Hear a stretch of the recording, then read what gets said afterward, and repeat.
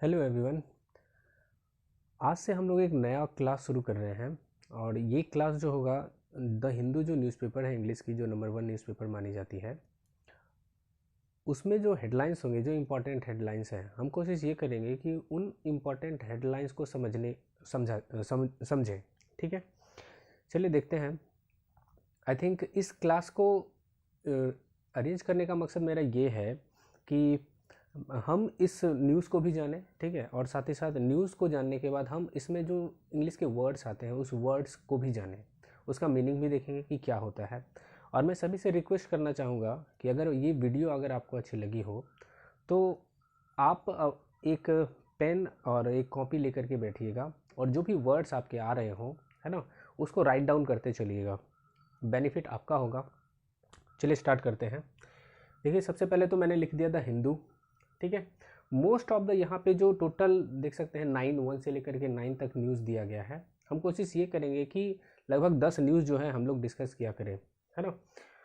तो जो 10 न्यूज़ होंगे उसी को हम लोग डिस्कस करेंगे। और जो इम्पोर्टेंट न्यूज़ है, पहले पेज पे आज मुझे बहुत सारे इंपॉर्टेंट न्यूज़ मिले, लगा कि ये सारे इंपॉर्टेंट न्यूज़ है, तो उस न्यूज़ को मैंने लिखा है।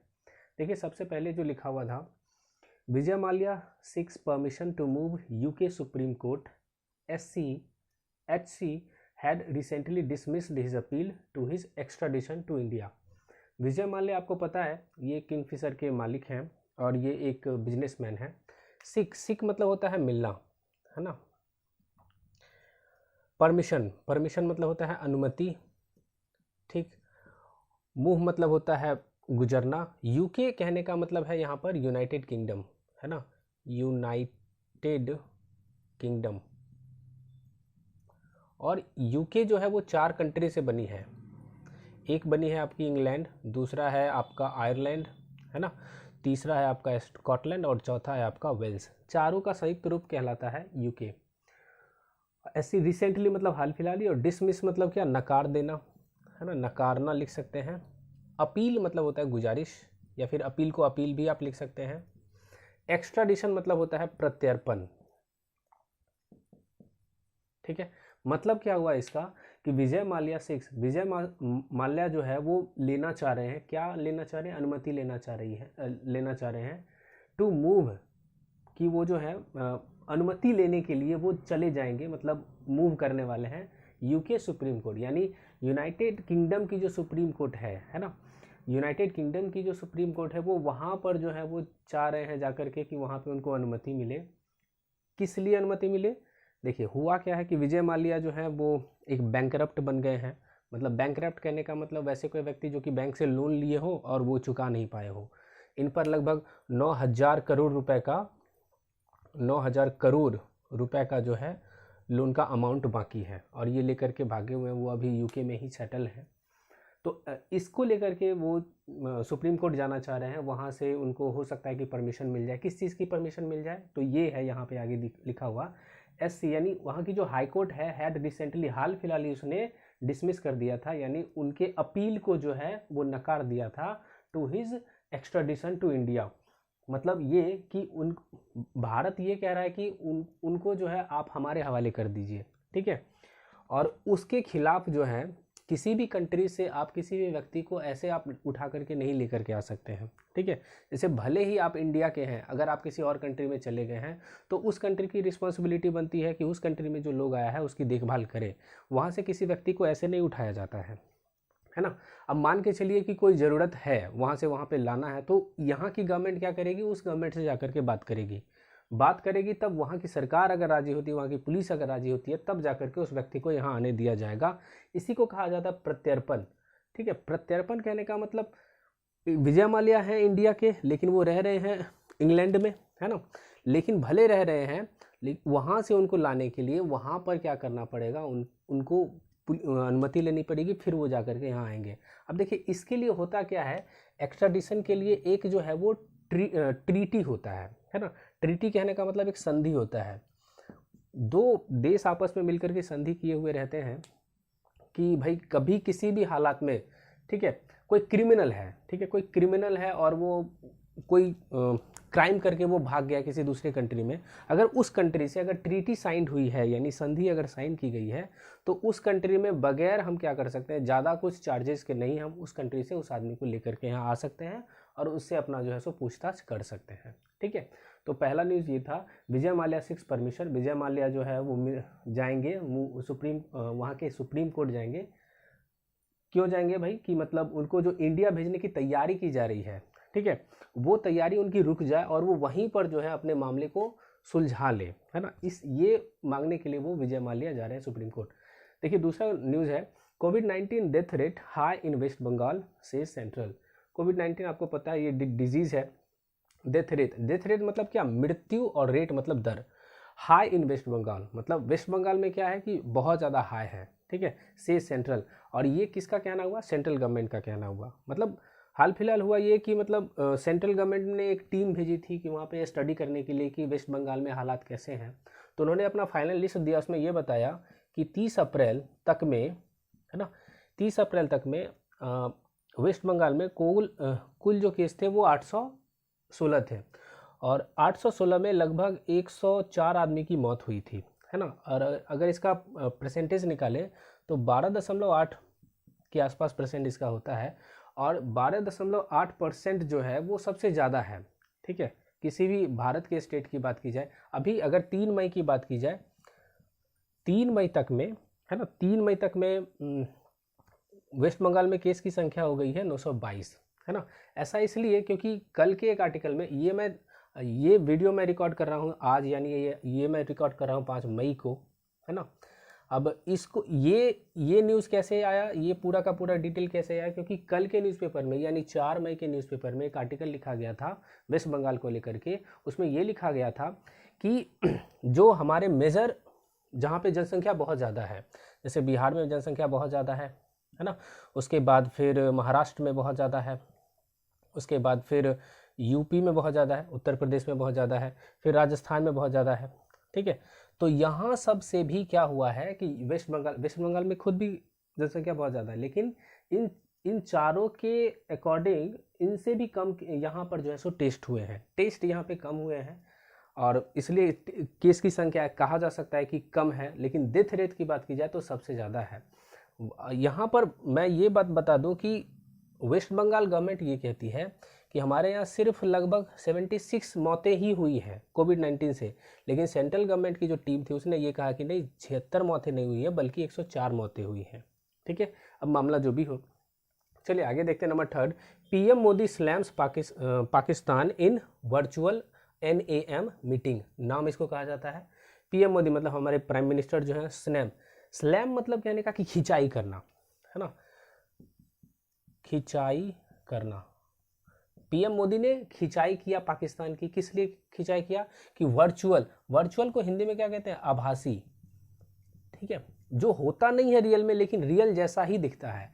और ये जो है वो ये मीटिंग करवाई गई, किसकी मीटिंग करवाई गई, नेम की। नेम कहने का मतलब नॉन अलाइड मूवमेंट, है ना, मूवमेंट, जिसको कि गुट निरपेक्ष आंदोलन कहा जाता है, ठीक है।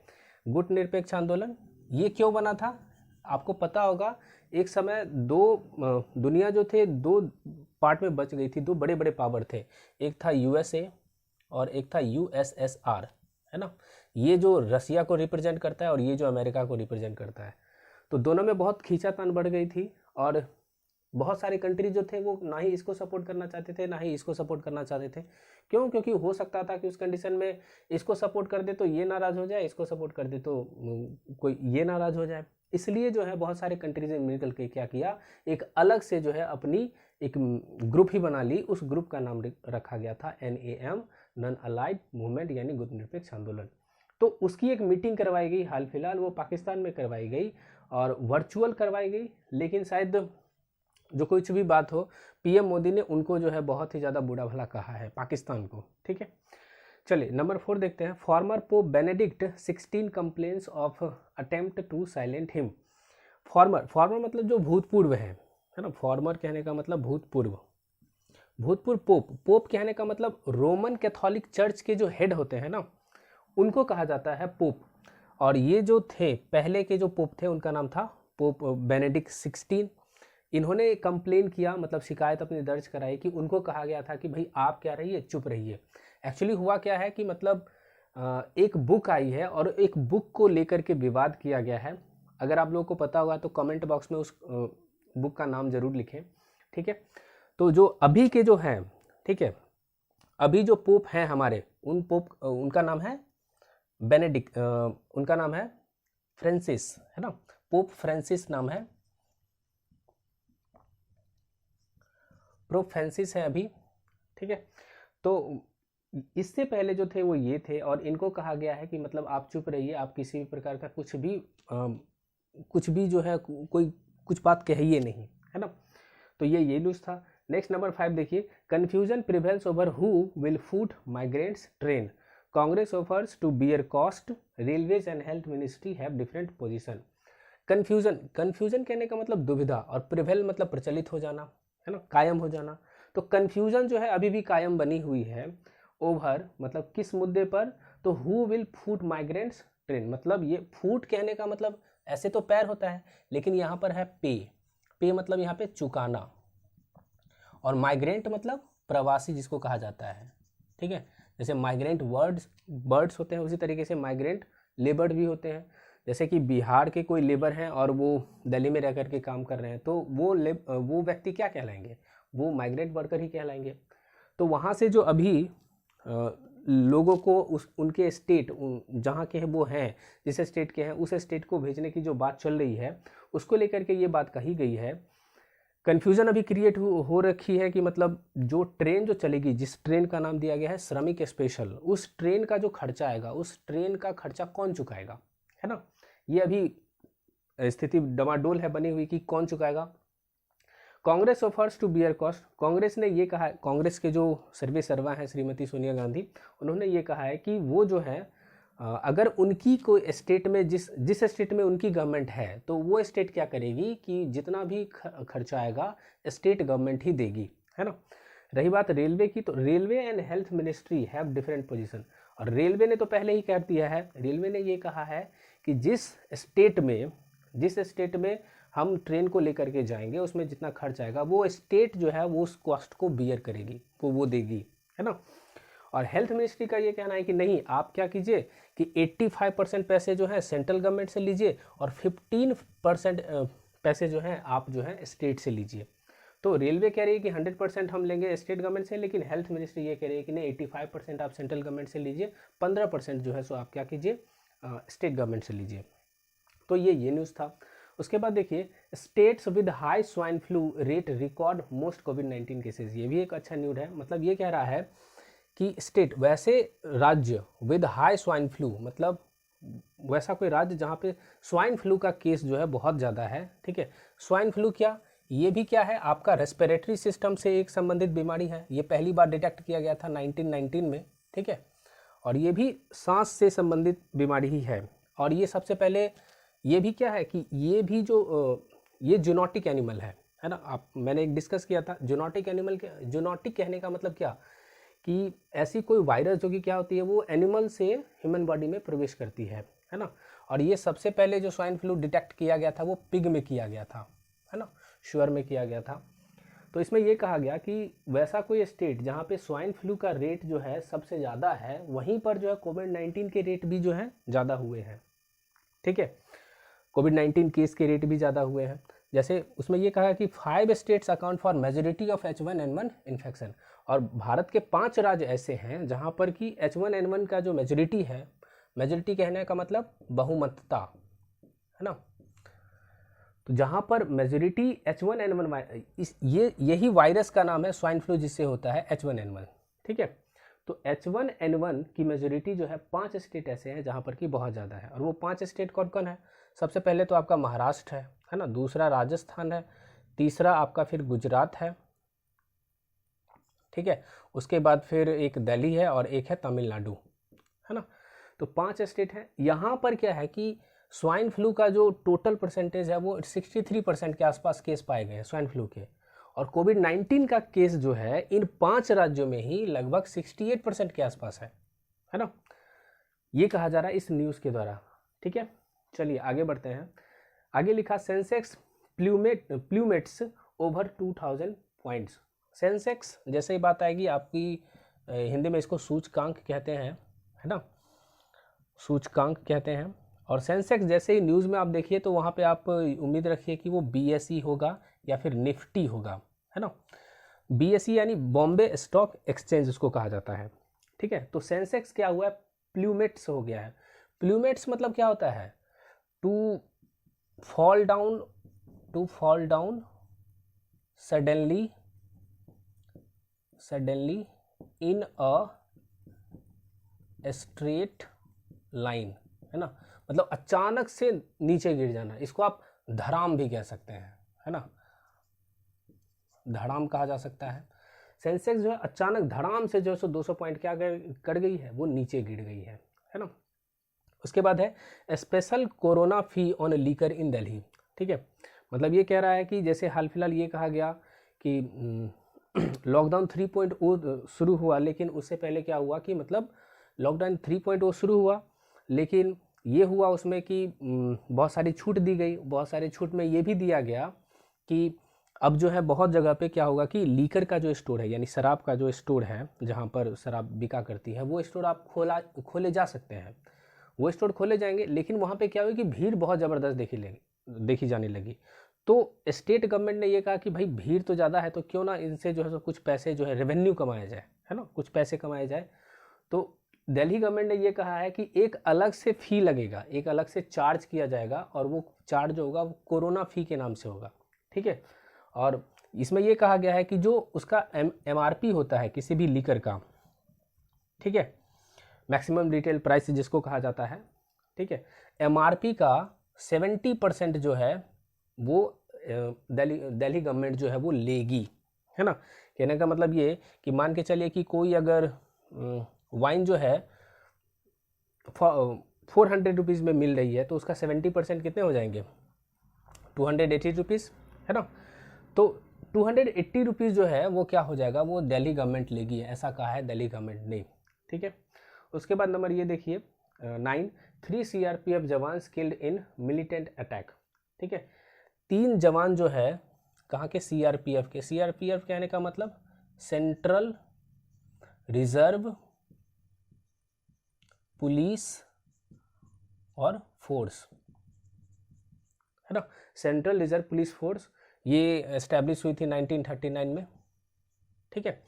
तो CRPF के 3 जवान जो है वो मारे गए हैं, कहाँ पर, तो एक मिलिटेंट अटैक हुआ। मिलिटेंट मतलब क्या, एक मिलिटेंट का शिविर था जहाँ पे बहुत सारे सैनिक थे, वहीं पर अटैक किया गया है। और ये कहाँ पर, तो जम्मू कश्मीर के एक डिस्ट्रिक्ट है जिसका कि नाम है कुपवाड़ा, है ना। कुपवाड़ा में ही एक मिलिटेंट एरिया था, वहीं पर अटैक किया गया जिसमें कि 3 जवान मारे गए। इसके अलावा एक आदमी और मरे हैं उसमें, और वो जो आदमी है वो अनआइडेंटिफाइड है, ठीक है। एक वर्ड अच्छा है इसलिए मैं लिख दे रहा हूँ, अनआइडेंटिफाई, है ना। आइडेंटिफाई जिसकी की पहचान की जा चुकी है, और अनआइडेंटिफाई कहने का मतलब जिसका की पहचान नहीं किया गया है। तो एक ऐसे आदमी भी, उनकी भी डेथ हुई है। तो आज के क्लास के लिए फ़िलहाल इतना ही। Thank you very much for giving us a lot of time.